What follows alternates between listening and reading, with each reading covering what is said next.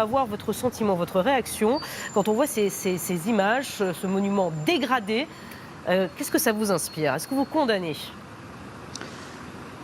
Alors, madame, moi, ce qui m'inspire, c'est que, franchement, votre chaîne de télévision, comme beaucoup d'autres chaînes de télévision, souhaite formater les esprits pour que l'opinion se désolidarise de la contestation sociale légitime qu'il y a dans ce pays. Pourquoi vous ne montrez pas, eh bien, ces 14 000 hommes et femmes qui sont tués chaque année à cause du chômage, à cause de la violence sociale de ce gouvernement. Alors je vais vous dire une chose.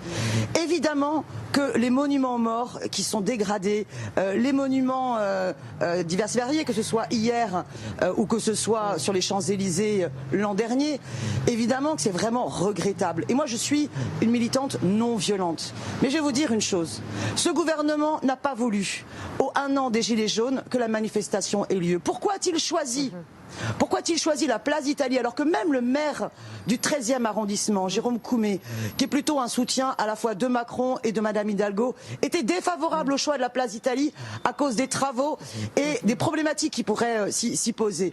Pourquoi la préfecture a-t-elle imposé le choix de la place d'Italie? Dès le début de la matinée, il n'y avait aucune force de l'ordre quand il y a eu les premiers débordements. Qui a causé ces premiers débordements? On ne le sait pas. La préfecture de police a été incapable de garantir le droit de manifester, de garantir la sécurité et de garantir aussi l'espace public. Donc c'est d'abord et avant tout une défaillance de la préfecture qui a priori voulu que la manifestation n'ait pas lieu. Daniel Simonet, d'abord, je voudrais revenir sur ce que vous disiez. Si on montre ces images, c'est que ça choque beaucoup de monde. Et c'est pour cette raison, il y a même une minute de silence donc, qui sera observée tout à l'heure. Ça, c'est la première chose. Deuxième chose, effectivement, vous revenez sur la polémique. Polémique, effectivement, vous accusez, donc c'est la mairie de Paris en fait, qui n'a pas fait son travail, qui n'a pas enlevé effectivement tout le matériel des travaux. Non. Non, la mairie de Paris et la maire du 13e arrondissement avaient averti le préfet de police que c'était pas un bon choix cette place-là. Moi j'aurais aimé par ailleurs qu'il y ait une minute de silence quand par exemple Steve est décédé.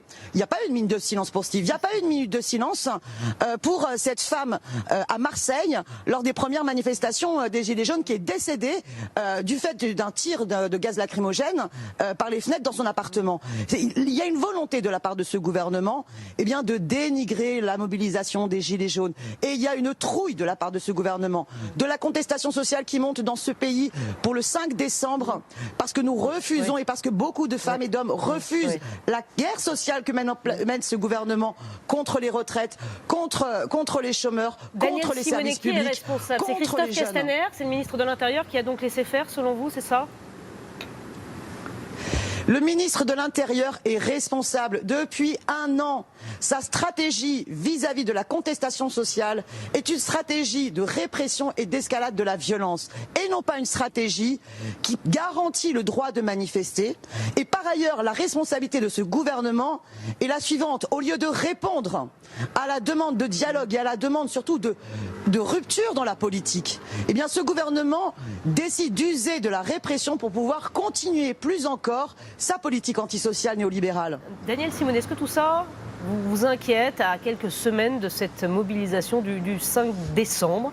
Est-ce que vous avez des inquiétudes? Est-ce que vous pensez, comme le souhaite Jean-Luc Mélenchon, qu'il y ait une coalition des luttes? Mais je pense qu'elle va avoir lieu, cette coalition des luttes. Il faut comprendre, quelque chose est en train de craquer dans notre société. Quand vous voyez autant de suicides dans tous les corps, dans tous les secteurs de métier, vous avez des suicides chez les pompiers, chez les agriculteurs, vous en avez à la police, vous en avez dans l'hôpital, vous en avez dans l'éducation nationale, dans la jeunesse. C'est qu'il y a une situation qui ne va pas. Alors il faut au contraire reprendre confiance en nous-mêmes, se donner l'espoir et justement cette résistance le 5 décembre, eh bien c'est positif parce qu'on se dit voilà, la convergence de bon nombre de combats vont permettre de dire stop à ce gouvernement. La casse de notre système de retraite, de la sécurité sociale, des droits des chômeurs, de nos services publics, bref, le démantèlement de tout ce qui a été conquis de haute lutte, eh bien ça va pas se passer comme ça. Et donc on est déterminés parce qu'on pense qu'il y a un bien meilleur avenir possible ensemble. Merci beaucoup Daniel Simonet d'avoir